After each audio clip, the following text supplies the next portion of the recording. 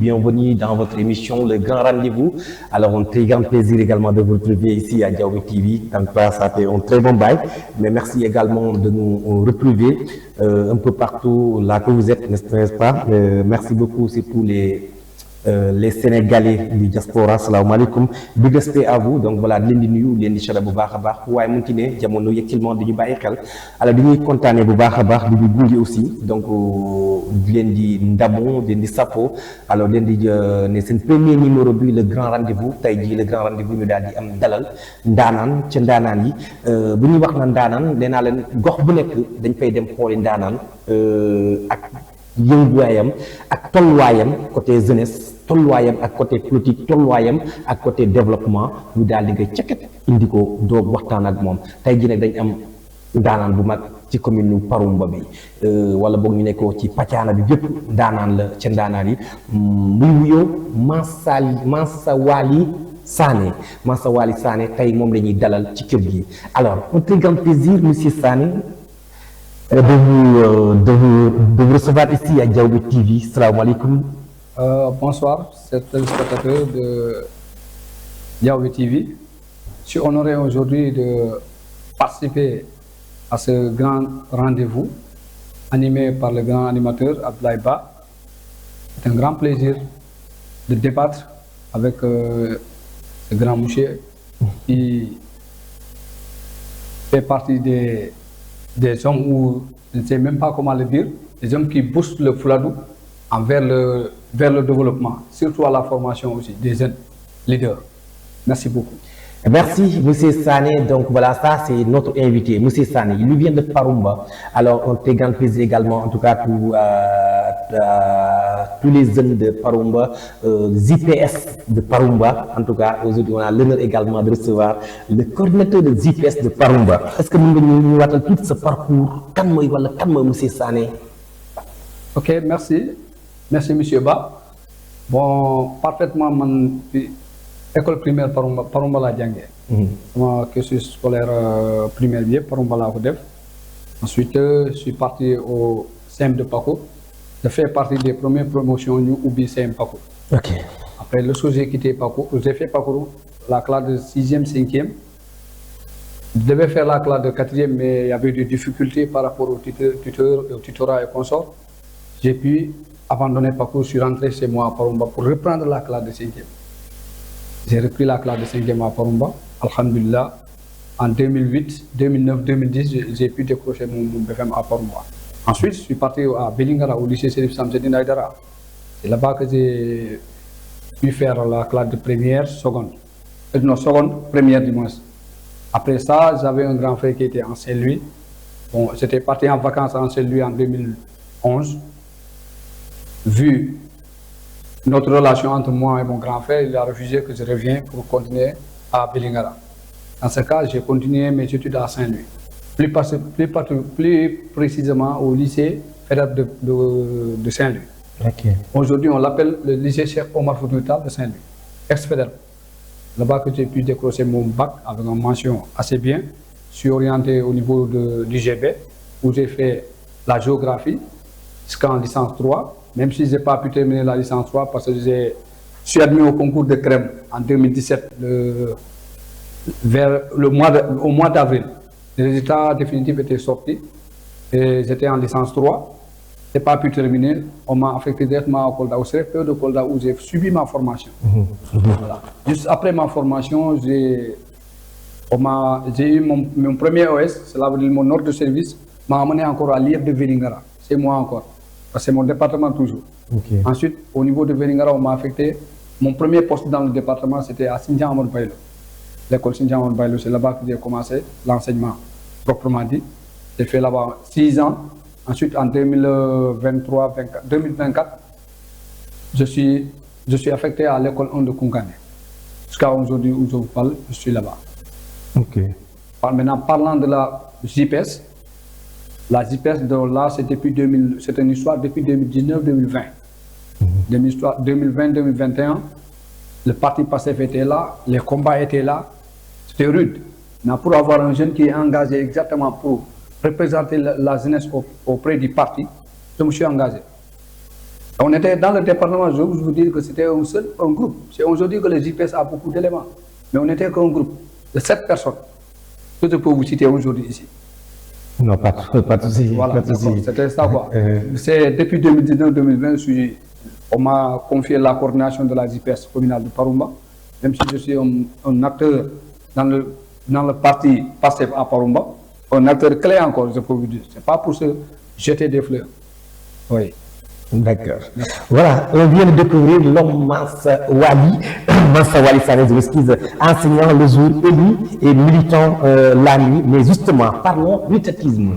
Monsieur Mansa Wali, tu es directeur de la JPS à Parumba. La JPS, c'est la jeunesse du parti au pouvoir. Alors, question simple. Aujourd'hui, vous êtes des acteurs du développement ou des soldats politiques? Très bien. Monsieur Ba, bon, d'abord pour... la jeunesse n'est pas une menace pour la société d'abord. C'est un levier de développement. Parce qu'on ne peut pas être non seulement des jeunes, même si nous avons une coloration politique, mais cela ne veut pas dire que nous sommes là pour observer. Nous n'observons pas. Nous nous formons en même temps. Et aujourd'hui, je crois que même l'État, par rapport, un exemple concret, je vous le donne ici. Actuellement, même les conseils consultatifs de la jeunesse, je crois, vous êtes au courant. Ce qui se passe actuellement. L'État fait tout cet effort-là, c'est pour faire quoi? Pour inclure les jeunes. Et on a battu la JPS du Sénégal un peu partout. On nous a battu.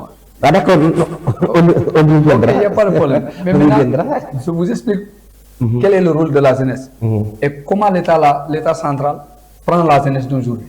L'État central sait que c'est la jeunesse d'aujourd'hui qui est le relève de demain. Si cette jeunesse-là n'est pas formée, cette jeunesse-là n'est pas incluse sur les affaires du pays, déjà le demain ne sera pas un lendemain meilleur. Parce qu'à chaque fois, nous voulons que, même à la maison, toi et ton enfant, tu veux qu'aujourd'hui, par exemple, je prends moi-même comme exemple, je suis enseignant, je veux que demain mon enfant soit quelque chose plus que moi. Donc voici ce que l'État actuel est en train de jouer pour la jeunesse. Je veux que demain, cette jeunesse-là soit capable à lui seulement de relever les défis. Et ça, c'est aujourd'hui, c'est de cette jeunesse que nous parlons aujourd'hui. Mais pas cette jeunesse qui est là, en train de suivre, ou je ne sais même pas comment le dire. Parce que, M. Ba, prenons l'exemple aujourd'hui. La jeunesse patriotique du Sénégal, la JPS, actuellement. La plupart de ces jeunes-là, c'est des travailleurs. Il faut qu'on en soit d'accord. J'espère que même toi, tu seras d'accord sur ça. Oui. Ce n'est pas comme la jeunesse qui est passée ici. Je prends l'exemple du COSER qui était là. Pour la plupart des jeunes qui étaient là à suivre des ministres ou des DG. Nous, aujourd'hui, toute la JPS, la presse, je peux te dire les 2 tiers de la JPS, c'est des fonctionnaires. Ou c'est des gens qui sont en train des gens embauchés, qui travaillent. Donc cela veut dire, nous, aujourd'hui, la politique, on ne suit pas la politique maintenant pour nos postes ou pour s'enrichir. Mais nous suivons la politique pour essayer de développer notre zone, pour essayer de faire former des jeunes. Voici ce qu'aujourd'hui, voici aujourd'hui notre premier engagement au niveau de la JPS. D'accord. Alors, ginnaaw bu ñu waxtaanee ci parti politique bi JPS ak l'engagement bi ak combat JPS yi mais aussi am na yi nga xamante ne fu ñu ci war a waxtaanee mu dëgër loolu. Alors, Mansali et toi tu sièges donc à la mairie de Parumba, donc conseiller nga ci mairie de Parumba. Tu es pas seulement dans la revendication, tu es dans la gestion. Alors, de l'intérieur, la mairie de Parumba travaille pour les jeunes ou elle travaille avec les jeunes? Monsieur Ba, vraiment, je reviens encore au niveau de la gestion de la mairie de Parumba. Déjà, si vraiment la politique était bien bâtie, aujourd'hui nous ne serons pas dans ce problème qui se dit dans la mairie de Parumba, ou dans la commune de Parumba particulièrement. Je peux vous dire que nous avons... Pardon? J'ai dit, si la politique était bâtie comme il le faut, cela veut dire qu'on prenait des gens capables, on laisse le militantisme. Aujourd'hui, la commune de Parumba ne serait pas là où il est aujourd'hui. Donc le maire n'est pas capable? Laisse-moi terminer. Ah mais non, mais avant que tu continues d'abord, il faut leer loolu. Sur le bas là, avant de passer. Pourtant, monsieur Ba, vous m'avez bel et bien présenté comme conseiller municipal. Oui. Je crois que je fais partie de l'équipe municipale. Bien sûr. Voilà, donc, laissez-moi terminer. Allez, vas-y. S'il vous plaît. Donc, là où je parle là, c'est que c'est le militantisme qui nous a amenés ici aujourd'hui à Paron, ce qui se passe à Paron. Et ce n'est pas à Paron seulement, dans beaucoup de communes du Sénégal. Parce que quand la politique joue en faveur du militantisme, voici ce qui se produit. On prend des gens capables, des gens incapables du moins, on les met dans une place où ils ne peuvent même pas gérer. Aujourd'hui, ce qui se passe dans la commune de Paron. Bon, là, ce n'est pas pour gérer des fleurs au secrétaire municipal ou conseil, mais tout le travail de la commune de Poromba, ça est dans la tête de notre secrétaire municipal, Ibrahim Sall. Le maire, dès qu'il vient, lui, il est là. Tout ce que tu lui demande le secrétaire municipal. Toute question, c'est ça. Toutes ces questions. Ouais, mais bon. Et ensuite, il n'y a pas de problème, c'est ça? Arrête, Non, pas de problème, c'est ça. je vais terminer. Ouais. Parce que moi, aujourd'hui, c'est pour mes 4 ans que j'ai passé à la commune, à la mairie de Poromba, en tant que j'ai siégé, je n'ai jamais voté le budget qu'on appelle carburant. Tu n'as jamais voté le budget qu'on appelle carburant. Parce que, moi je crois que quand on te vote un budget de carburant de 11 millions ou 12 millions, et cela, je crois, c'est pour aller chercher des partenaires qui vont faire développer ta commune. Mais c'est pas, on te vote 11 millions ou 12 millions pour entre Kunkane Parumba, Kunkane Parumba Velingara. Je crois 11 millions, ça c'est trop, c'est abusif, c'est excessif. Parce qu'aujourd'hui, avec l'acte 3 de la décentralisation, la mairie, c'est à lui de développer la commune de Parumba. L'État ne va pas développer Parumba. Parce que c'est l'acte 3 de la décentralisation qui lui a donné ses compétences. École, hôpital, tout ça, c'est à lui de développer ça. L'État ne vient que pour faire un appui. Et maintenant, si vous avez un maire qui ne va jamais chercher des partenaires, amener des partenaires dans votre commune, on se focalise que seulement sur le fonds concours ou sur le budget que l'État nous donne. Mais attends, le budget, c'est une prévision. À chaque année, nous votons des budgets, de grands budgets, de grandes ambitions. Mais mon dernier mot, toujours, c'est ça. L'année prochaine, on va voter les mêmes budgets encore, sans réalisation. Ça, c'est un problème majeur qui est là-bas. Parce que nous n'allons pas envers les projets, envers les bailleurs, les attirer vers Parumba. Madame, la commune de Parumba n'est pas vendue aux bailleurs. Et pour développer Parumba, il faut vendre le Parumba aux bailleurs. C'est ça le grand problème de Parumba, c'est ça. D'accord. Oui. Mais en tant que conseiller, toi, qu'est-ce que tu en penses de ça? Voilà. C'est ça, moi, à chaque année, je donne des solutions. Parce que moi, je critique, je donne des solutions. Même actuellement, allez voir à Parumba, demandez combien de personnes ont payé là-bas l'impôt. Les gens, parce que qu'est-ce qu'ils disent? On paye l'impôt pour rien. On va payer de l'impôt, lui, il ne va rien travailler. On paye de l'impôt. Mais non, non, Attends, mais quand même, là, je suis pas d'accord. Alors, il faut qu'on dise le maire travail, peut-être, bon, il n'y a pas beaucoup de travail, peut-être comme à Parumba aussi, Parumba est très loin.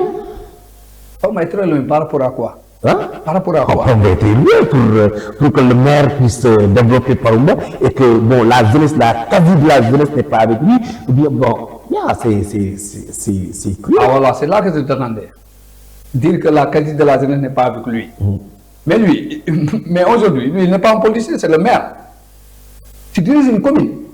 L'argent, le budget qu'il gère là, c'est pas pour lui seulement, c'est pour toute une commune. Oui. Même l'enfant qui vient de naître à Parumba fait partie de ce budget. Hande, en cas conseiller der mairie mo Parumba, est-ce que la mairie de Parumba gère bien? Est-ce que la mairie on gérer bien? Vraiment, comme conseil municipal au niveau de la mairie de Parumba,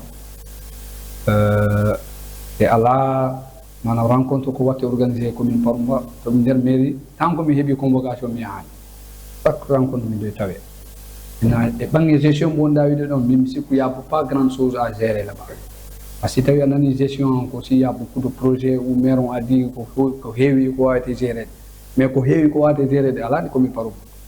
On a beau même budget, même budget, on a bien géré. Il n'y a rien à gérer là. Il faut que ça soit clair. Même si, au politique populisme, on a dit qu'il faut. Mon ami, on dit quoi? Mais immédiatement place parce que il faut que doit donner même parce que des fois il n'est pas fautif dans le maire na kan ko adam mo on wala président Macky Sall parce que Macky Sall addani etani mo Espagne addani membo ɗo waɗi ko Macky imminimo Espagne addimo ha Parumba makko e Macky yiɗi Espagne Macky mo mi waymo wallude wonaya commune Parumba ni artira ni affaire o ardi ɗo o ari o jooɗi maintenant min mi sikku aujourd'hui avec l'acte 3 de la décentralisation a wawata wonde maire a wawra winndugol a wawra lire ɗum c'est grave mais ɗum grave a wawi windugo non grave mais jogoɗa compétence ji ɗi voilà pourquoi mi wima c'est grave parce que hande jogagol mairie na par ce que mi jogui ɗo on bon secrétaire mi joguima mairie de jogagol mairie no lamdi an tigui hoorema taw compétence e ɓawa compétence de gestion d' abord ɗum tuuti ma no fandi o ma wawa ma heɓa ko wawɗa nde wawa gérde mairie commune makko mo wawi ɗum waɗi makko ittimo to a waddimo ga mo ɗum ɗo ni simo wawano makko ittitano mo ɗo ɓayde an makko ittadimo ko wonɗa ɗo arɗa mo ari moƴƴima armaɗa ma ko makko boy makko imo darde makko ɗo nafaka mo kamo jogui e Parumba o waɗimo addimo non ɗum mi wonami militant APR déjà je n'ai jamais milité à l'APR depuis 2012 ha no ɓe jippiri ni jamais on tuma sa mi watta politique mais APR moom mi meeɗa ɓe yiɗde aussi ni mi waɗa ɓe ɓuri kanko noon waɗanta waɗi milité waɗi cotisé dans l'APR forcément ani ni wayno partage gâteau wonno goto ko waɗɗa ko hettaɓe c'est ça qui était là ɗum wonno ɗo mais min go ɗum yimade actuellement Parumba gestion wala haalfi gestion ɗon par ce que ko géré à la Parumba suuɗe ko géré à la Parumba budget goo men jogui o wona géré o le secrétaire municipal gère ça oui voilà. Alors, Sénégal Sanzi, la JPS de Parumba, est-ce que Makou Mouada accompagne la mairie ou elle pousse, ou elle la pousse? C'est quoi votre projet à vous pour développer la commune? Où projet pour développer la commune? Très bien. Monsieur Ba, déjà, Zeldina, là, comme on a de la jeunesse de Parumba.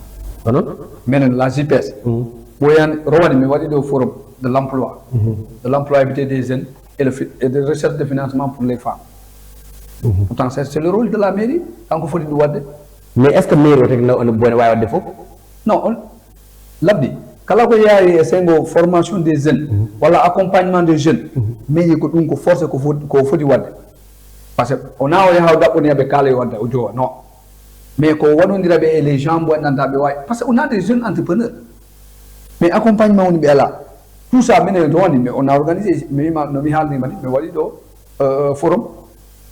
Après juste ce forum-là, on a pu avoir 5 à 6 jeunes qui sont financés par le DER, parce qu'ils ont compris. On les a expliqué les processus, comment partir, comment chercher des financements au niveau du DER et consorts. Et même il y a des dames qu'on a financées avec ça.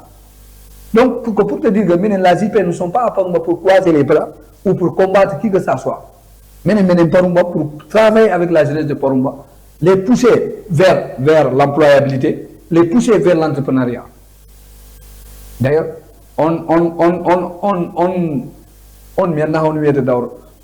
par rapport à ça, que même le conseil consultatif de la jeunesse a été installé. Parce que le conseil consultatif a installé pour venir jouer des navettes ou jouer des tournois. Non.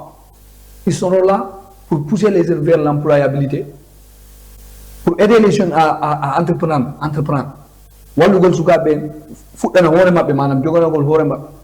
Ɗum o watani ɗum woni golle makko kono JPS ɗum tawa ɗon koɗon tawa waɗɗo organisé ko ɗum ɗum ɗon on tan on l'employabilité recherche de moyen wonta ko ɗum tawa waɗɗo organisé non na ɗum tan e hoɗum ɗum ta haalɗa ɗon tawa monsieur Ba mi wawi mayde minen chaque année chaque mois minen jogui activité komin mbaɗa soit o mois artoɗo kon ɗum soit waɗama wala waɗama reporté mais minen chaque mois par ce que minen mi waɗat si waɗama reporté woni ko ɗum pas suude walla bo ko wala idée ji ɗin ko haala kan tan woni ɗo na haala ka si aydan waɗama reporté soit activité amen goto waɗi coïncide avec l' activité du parti même mi waɗay repoussé walla activité men goto waɗi coïncide avec une autre activité dans le département du parti mi waɗay repoussé par ce que mi wawi mayde minen si JPS Parumba waɗi organisé JPS départemental pop wattani ara tawde ni men comme ça kono men me wa parɓe okkan doole ɓe on andi maire o kam lammina o ñande o ñande onon kam son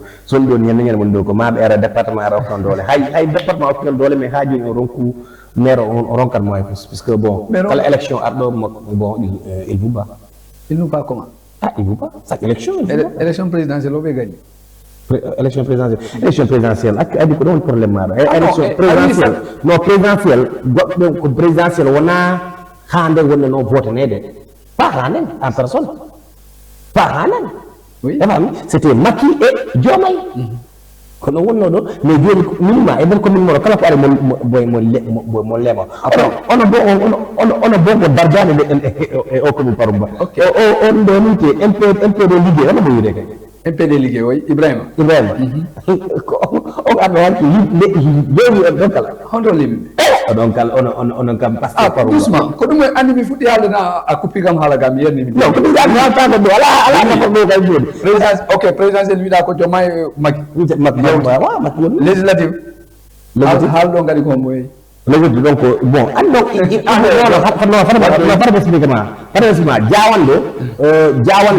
jawando be ko nanto dirano mais ibu rek hande on isira o men nimsi on isira pourquoi et Emra vous on isira pourquoi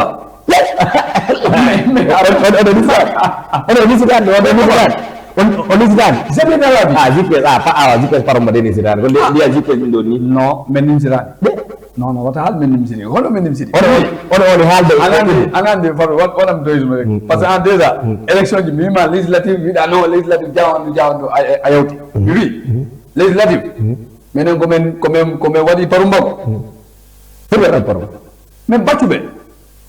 Mais les parents de combien batube législative non wara bakkari et avec le moyen alors ba men cotise men gagne mabbe be jogi moyen be ngokka mudi men lapide mabbe dum ko Allah don tan dum hono wite dum wana question ko waawal en do non kaw non dum wana waawal en do ni ay fa bi dan ani don haajo monsieur le maire gorko neddo wakkili do ay hayde andi goddo wiirate ko ngari e commune makko ko ka ngari be di boji anda monsieur le maire mais andi ba ka wakkili do ay onon be pasteur la ono di GPS mo dal GPS ko kon ko GPS ko wiide GPS onon o puisani o pasani sonko rak donc dum sikuda me fellitu men songarade me fellitu men ko men wada acte concret parce que men mi wiide ay la GPS minen woni moteur projet passé ko wono GPS Sénégal ko wali pouriru kon ya ngara GPS Sénégal woni moteur parti passé woni moteur parti passé te on a Sénégal c'est partout dans le Sénégal woni département yo woni commune yo aussi personne woni moteur d'accord mi jabani d'accord joni acca dum bon alors en conseil quand tu parles jeunesse gari haale affaire jeunesse est-ce que on t'écoute vraiment ou on te dit c'est notre prochainement voilà donc mi falno ma arande ay conseil municipal Parumba nde men gagni 2000 nde men wadi men woni conseil Parumba do affaire ji fodi bon dena mi Allah mani jeunesse andi homo commission jeunesse homo wada ton mawdo mo 50 ans mi anda 55 ans tamna jeunesse commune Parumba ani ko tala mi jeunesse mo 50 ans mawdo mo 50 ans e fawdo on waɗa commission jeunesse et sport la commune de Parumba menen siko on mawɗo ɓuri wakkilade fadu rek menen les jeunes on était là non na ɗum c'est que andi goto rek bonni politique amen menen si politique waɗama ha yawdi hay joni yimɓe ɓen ko politique jogirta o yo golle adde golle ɗen golle en tant que compétent walla en tant que goto an ko ɗo fodɗa jaggude non ko on politique continue surtout on a des GPS non on kan de tapudi on kan ñen ko politique won do haayede be da développer on wada politique menen bawa politique GPS menen politique GPS men bawa politique on bara politique non manam politique mo da wido menen dum wala parti passé non quand je parle GPS commune par won halta wala GPS commune par non wa on politique politicien parce que min Parumba fo kala andu dogal non andi lam politicien mi tawaka parce que mi dabane politique hirande mi dabane politique motade kono an dabba postude fa dal postude do si do ara wonde do andi acce dum do dame go yo do no fam wala mene mi dabban ko dum da ko ni hande sa hebi nomination do ay bangan ni voilà doucement ala ko kay ko min Parumba woni halde mi ma der ko min Parumba comme on m'a dit non, mais d'abord les motards, mais d'abord les nominal, parce que bien nous. Pourtant, c'est d'abord les motards, parce que dans le vote là, pour vote Yama.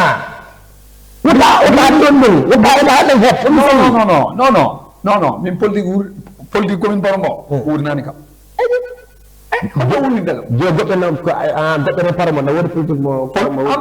Exemple. Non, mais Ah, voilà. non, doucement, Exemple. Ah, non, un exemple. Un exemple concret. Mais conseil déjà.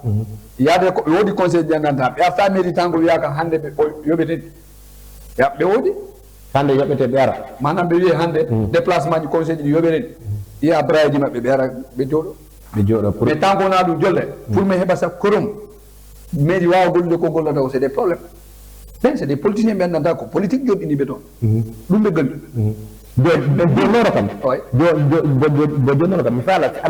Est-ce qu'en ça halde est maire voilà halde au nom de la jeunesse est-ce qu'on te dit on t'écoute vraiment ou on te dit c'est noté monsieur Ba mi halande on nego mais mi yana min et der conseil der salle de délibération commune par mois mi jodi mi do hal je m'impose faut y a de droit. Parce que je ne me laisse pas faire moi. Non, on a une question. On a fait ça, mais je m'impose. Parce que même si comme un cas de en compte, parce que je moi, il m'a eu des fois, quand on le doit dire pour validation. Oui, il y a des débats. Débat, pour nous, on a chaque fois débat insensé, ou débat inutile là-dedans. Parce que là, comme un cas de how it on. Voilà, il y a des cas de solution, ben, on a une solution, on faut une meilleure. Bangarak. Voilà, ben on a pris note. Si le même problème. Ok, d'accord. Donc maintenant, souvent, on prend note. Voilà. Donne-nous un exemple. On a réussi à faire bouger la ligne. En d'accord, aucune idée de faire. Bon, la jeunesse a bougé quoi.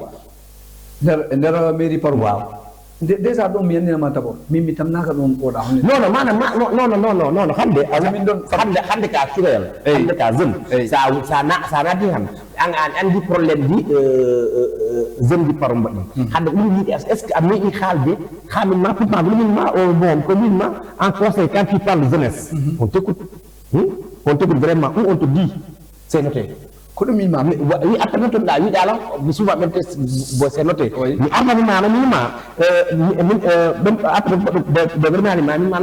est-ce que à de défendre bon, c'est noté, ça veut dire que Wodi ko Django Okatman. Est-ce que qui demande de bouger ligne gauche? Très bien, il y a de bouger ligne gauche. Et par rapport à la clôture du terrain municipal de Parumba. Ok. On idée médite on bouge. Bon, peu importe. Parce que par rapport à la jeunesse du Dala, donc il y a médite bouge. Donc,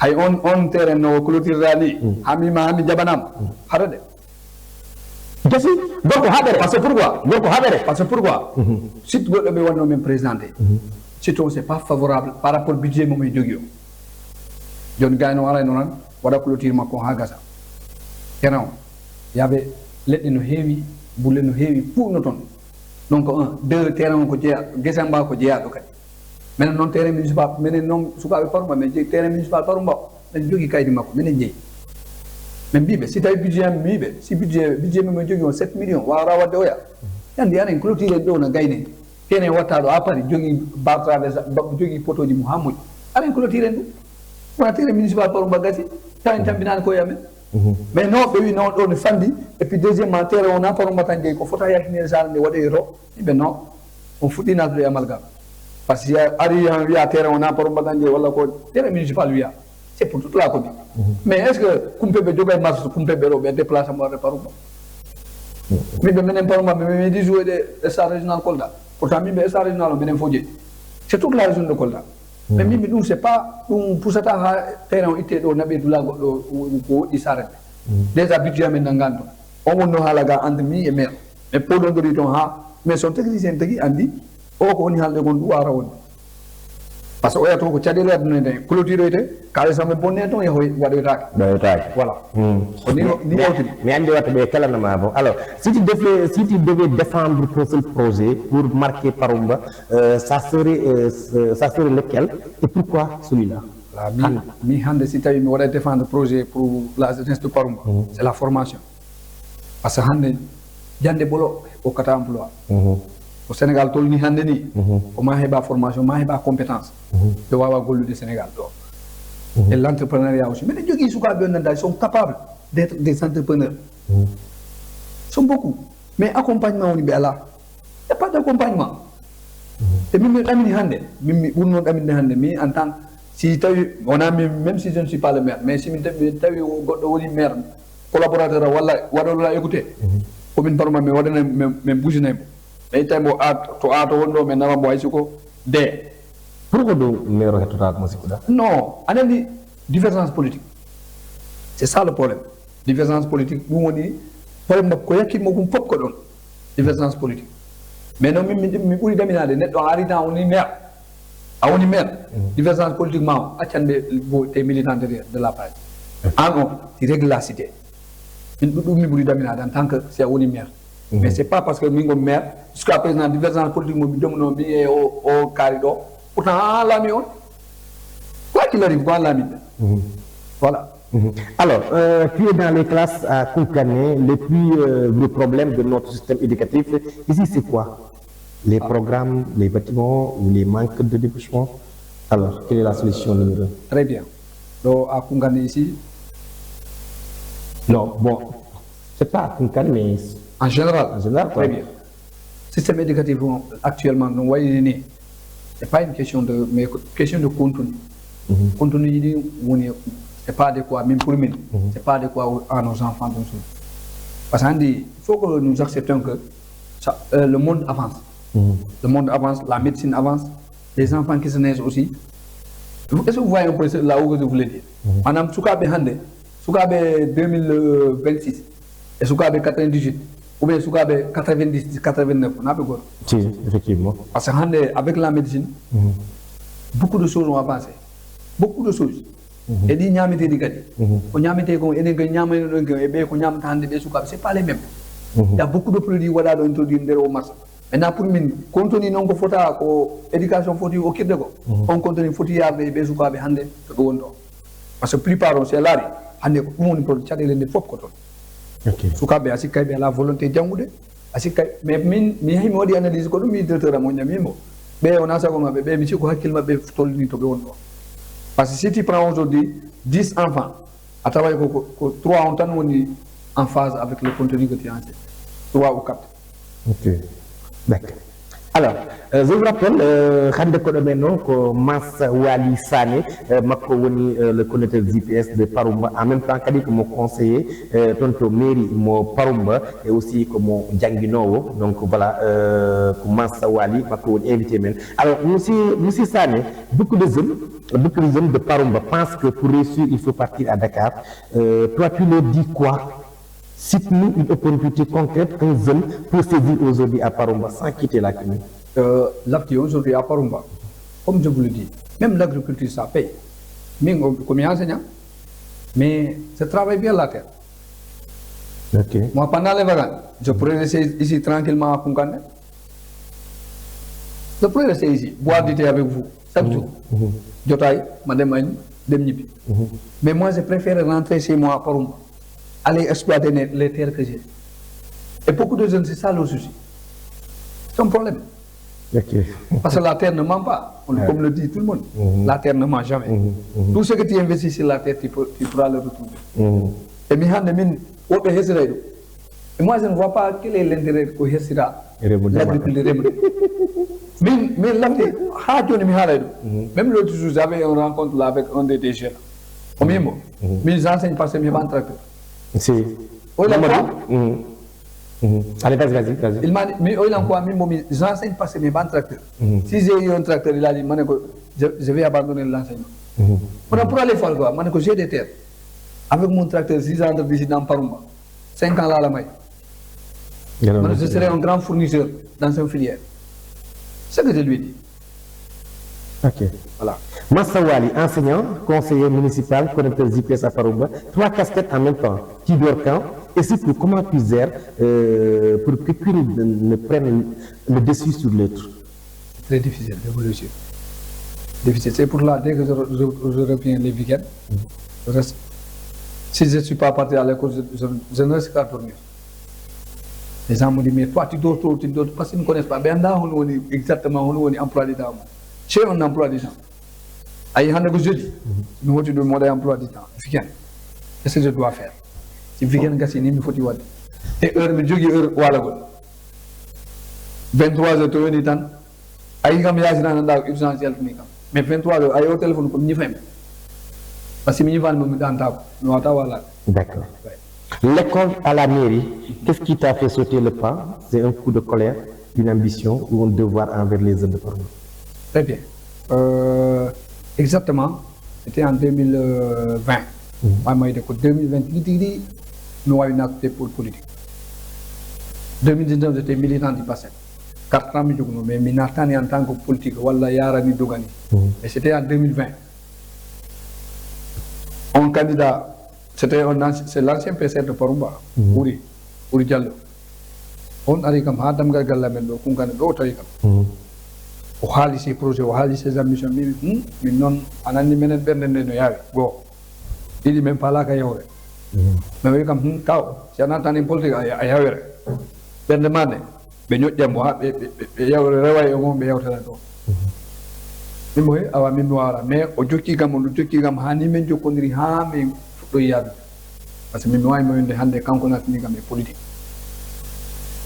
Même si j'ai milité au passé, mais au niveau local, canconat politique. Ok, voilà. Ok, d'accord. Merci. Connecteur GPS Farumba, concrètement, tu te bats pourquoi en ce moment? Donne-nous 2 priorités claires pour la jeunesse de ta commune. Très bien. Actuellement, je commune de Farumba, un jeune diplômé, voilà, madame, un diplômé gagne la commune Farumba. Mais forcément, ma partie a gagné la commune Farumba, parce que on a une idéologie. Kalam ne demanda a wawi développer Parumba yalla hokuma lamu yetta Parumba parce que mi ande développement Parumba ɓuurani woni au-dessus ambition. Le développement de Parumba est au-dessus de moi. Donc ça veut dire Parumba va développer. Voilà, parce que c'est grave. On a des enfants diplômés. Si chaque année ou chaque 2 ans, mais est-ce qu'on a des idées? Non, on a question d'idées. Il y a des diplômés maintenant dans le chômage. Exemple de chômage. Non, on a beaucoup de diplômés qui sont en Italie. Des gens des licenciés. Mais je suis licencié au Sénégal. Mais je suis Italie. Donc, mairie ou mairie, mais il kanko wata be okude wala ni mairie on lamu fo mi wadi indexé do. Très bien. Maintenant c'est nana parce que c'est pas parce que ko passé moni mais ko mairie on lamu fo mi wadi indexé. Mairie on demande indexé à l'accompagnement. Lamu il n'a pas formé des jeunes parce que dans au cursus scolaire tan wawra assurer golle hande mais ali mak faut jogo la compétence hande.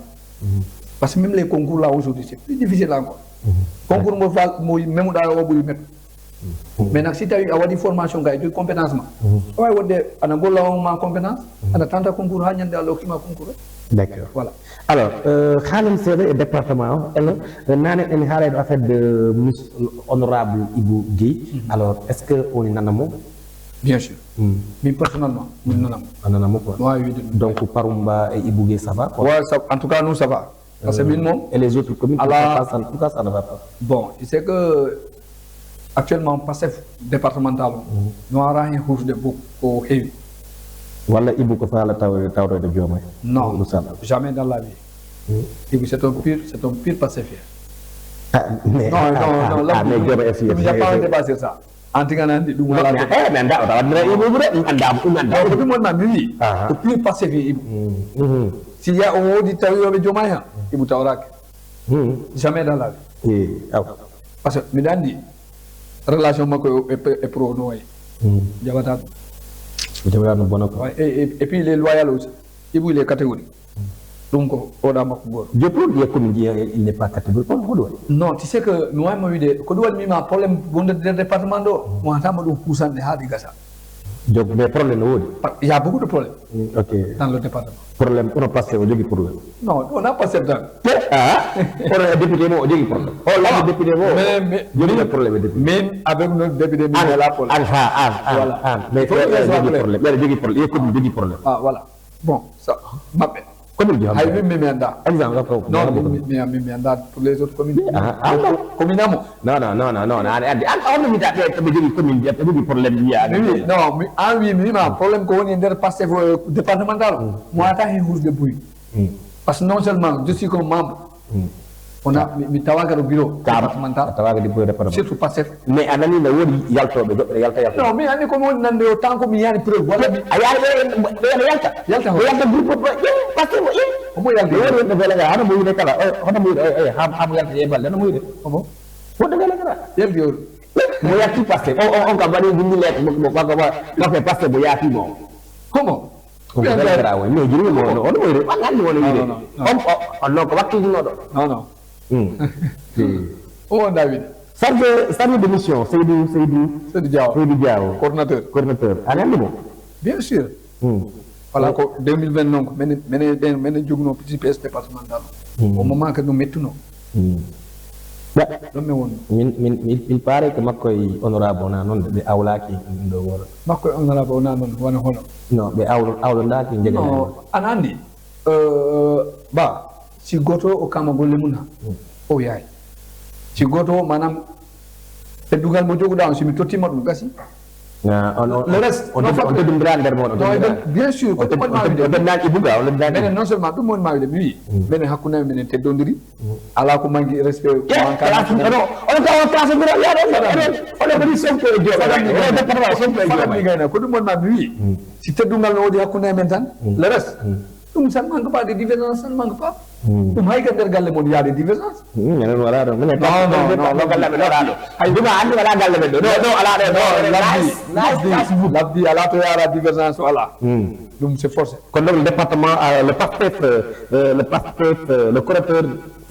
le correcteur Ibou Gueye et les autres communes ça va quoi min pour moi ça va quoi parce que min commune am ça va no wa accuita commune maɗa o ɗiye commune haalima kam an waɗa wiide aɗa andande sana va pas min commune avec ma commune ça va liiɓe Ibou latɗama liiɓe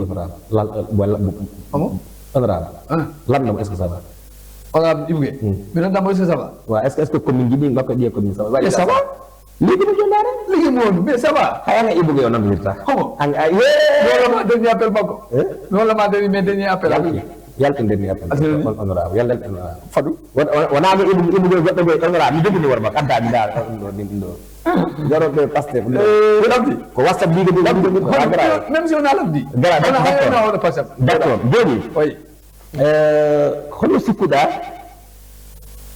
hande jeune ji ɗin ne wawi formation d' accord mais honɓe foti formude hontoɓe foti yaade ha ɓe formé kadi hande wona min mi yiiɗi formede mais mi anda hoto mi yaara an ani andi ko honto men joni ta ko honto men foti yaade voilà très bien ni wasani ko mondema wiide ko labde ayi au nouveau gouvernement to ɓe dari ɗo même si ko kala no wawi wonde koma des structures de la jeunesse là wona des structures ɓe nanta former même des leaders de demain ɗum wawi wonde e ko wartani maintenant hande min ɓuuri ɗamnade structure mo nanta ɓuuri yawde pour format ko 3 fpt on a hande 3 fpt won ɗo mais auparavant ce qui s'est passé on sélectionnait des gens par rapport manam maire o okkeɗan liste tan okkira liste tan o ƴetta yimɓe mo foti yoppude tan o naɓa mais sauf que aujourd'hui ɗum change aujourd'hui si di conseil consultatif gasi fof ayani qu'est-ce que la jeunesse,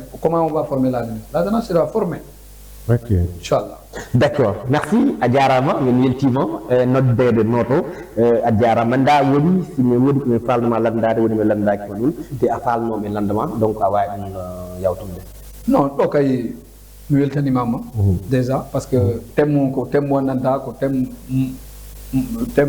joguiɗo fayida thème wonnanta ko thème fotaɗo waɗede débat c'est pas on a même ɗo tan partout parce qu'aujourd'hui c'est là combien de jeunes sont diplômés sont au chômage combien de jeunes sont là désespérés mais il faut pour wawa ɓe artude encore Allez, la jeunesse ne peut pas être utilisée comme outil politique seulement. Politique, il y a des cas, nous jeunes sont foutus à la déhanne. Ok. Comment Joka Mandanta Modugi des idées claires, Mandanta, oh, s'il y a des hommes, D'accord. parce que même l'abdi, mais à chaque fois, maïre de Kadima, mais maïre, bouillonna, c'est passage, mais doit voir les jalets, ça, là. Parce que il y a une famille où il y a 4 personnes, 4 jeunes, dans une même famille. Je veux dire combien de fois ça fait mal. Voilà. C'est malin. Alors, Mansa Wali, 30 secondes. Un message pour les habitants de Parumba et un message pour les autorités. Tu leur dis quoi pour que ça bouge vraiment? 30 secondes. Mais dernier mot, je le dirai en Bajaranké.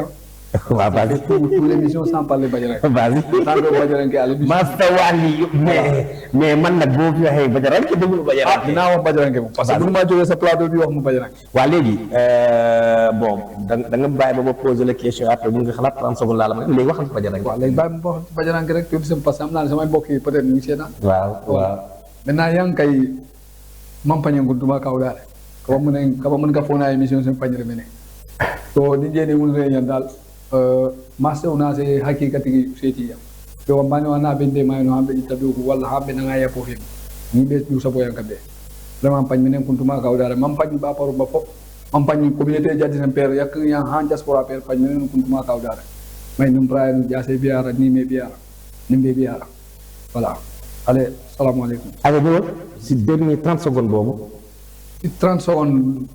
Ah, fii daal laf di daal man lu may ñaan surtout nos autorités locales. nañu accompagner les jeunes. Parce que bu ñu accompagner wul les jeunes chaque fois lii ngay gis ni mandat ñu ne ah mandat de diw amul benn njëriñ. Moi je prends l'exemple de mon parent Pape Jarga Sane. Chaque année combien léegi la rek parce que le nouveau régime est venu mais régime Macky Sall chaque année lu mu doon dee Jarga dina dugal 7 à 5 personnes sur l'emploi. Ça c'est un exemple concret qui est là. Ande ko do se wari yo dari marché pako o darto wina ah min sugare pako do ala so la wide ni parce que kala no fandi mi natini 10 à 20 personnes dans l'emploi. C'est ça. C'est de là qu'on attend les maires. D'où même Fadi. D'accord. Voilà. Prenons le cas de mon père aussi ici en Dourbal. Il a beaucoup fait aussi ici à Koungheul. Même si avant d'être maire, hein, parce qu'il a beaucoup. Voilà. D'accord. Merci beaucoup, Diaramo. Alors, c'est un plaisir également. C'était votre premier numéro de Grand Rendez-vous avec Mansa Wali Sané, le corridor d'IPS de Parumba. En tout cas, on se donne rendez-vous, mesdames, mesdemoiselles, messieurs. À très bientôt. Bon numéro, Inch'Allah. Allez, merci et passez un excellent moment. Tout en accompagné avec les programmes de Diaoubé TV, la chaîne du Lumo. Bye.